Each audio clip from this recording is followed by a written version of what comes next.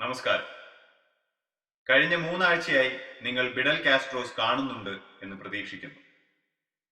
ഞങ്ങൾക്ക് പറയണം എന്ന് തോന്നുന്ന കാര്യങ്ങൾ പച്ചയായി അവതരിപ്പിക്കുകയാണ് ബിഡൽ കാസ്ട്രോസിലൂടെ ചെയ്യുന്നത്. ഈ ആഴ്ച നിങ്ങളുടെ മുമ്പിൽ ശബ്ദത്തിലൂടെ മാത്രമേ വരാൻ ഞങ്ങൾക്ക് കഴിയൂ. ജനാധിപത്യ രാഷ്ട്രമായ ഇന്ത്യയിൽ തുറന്നടിച്ച് സംസാരിച്ചതിന് ശാരീരികവും മാനസികവുമായി ഞങ്ങൾ ആക്രമിക്കപ്പെട്ടിരിക്കുന്നു. ഏത് രാഷ്ട്രീയ കക്ഷികളാണെങ്കിലും മതസംഘടനകളാണെങ്കിലും വലിയ പണച്ചാക്കുകളാണെങ്കിലും ഭയപ്പെടുത്തി ഞങ്ങളെ പിന്തിരിപ്പിക്കാം എന്ന് കരുതിയെങ്കിൽ നിങ്ങൾക്ക് തെറ്റി. ഭയന്നോടുന്നവരല്ല ഞങ്ങൾ.